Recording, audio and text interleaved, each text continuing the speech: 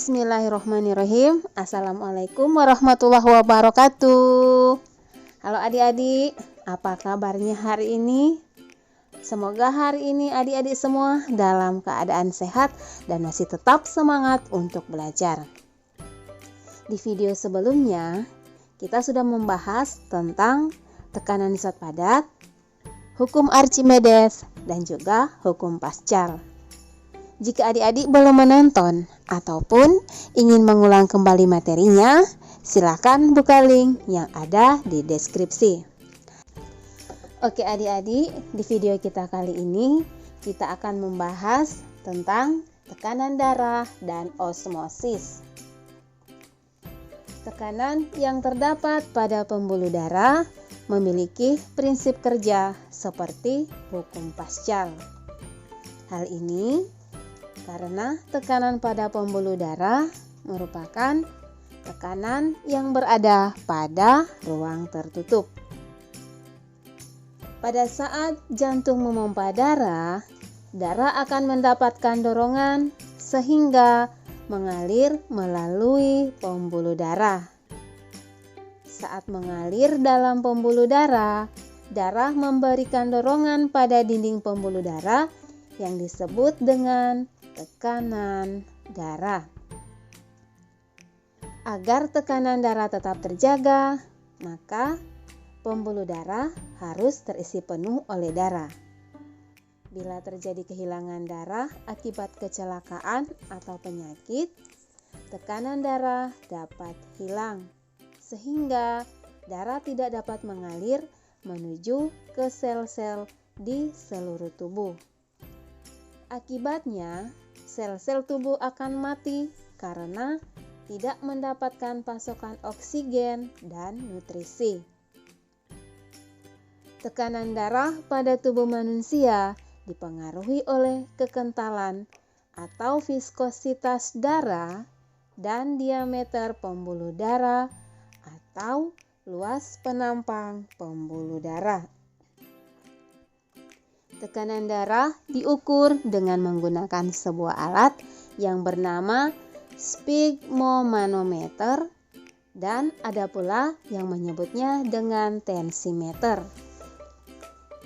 Tekanan darah diukur di dalam pembuluh nadi atau arteri besar yang biasanya dilakukan di tangan bagian lengan atas.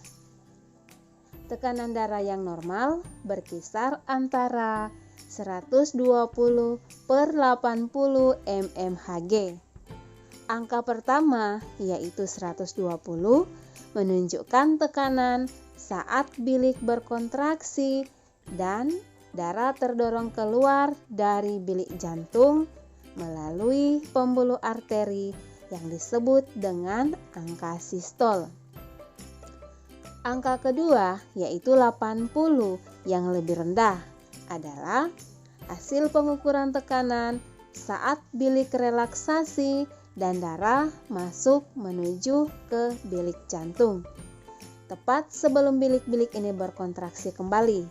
Angka ini disebut dengan diastol. Pada proses pengukuran tekanan darah juga berlaku hukum Pascal. Apakah adik-adik masih ingat bunyi hukum Pascal? Menurut Pascal, tekanan yang diberikan kepada zat cair dalam ruang tertutup akan diteruskan ke segala arah dengan sama besar. Dengan demikian, tekanan darah yang berada pada bagian aorta akan sama dengan tekanan yang ada pada arteri atau pembuluh nadi yang ada di lengan atau di bagian tubuh yang lain.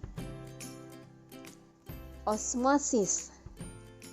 Osmosis merupakan perpindahan molekul air melalui membran semipermeabel dari larutan yang lebih encer ke larutan yang lebih pekat. Membran semipermeabel harus dapat ditembus oleh pelarut, tetapi tidak dapat ditembus oleh zat pelarut. Hal ini akan menyebabkan gradien tekanan sepanjang membran. Sistem osmosis dalam tubuh manusia dapat dibedakan menjadi 3 macam, yaitu 1. Larutan hipotonik. Larutan hipotonik merupakan suatu larutan dengan konsentrasi zat terlarut lebih rendah atau tekanan osmotik lebih rendah daripada yang lain, sehingga air bergerak ke dalam sel. Yang kedua, larutan isotonik.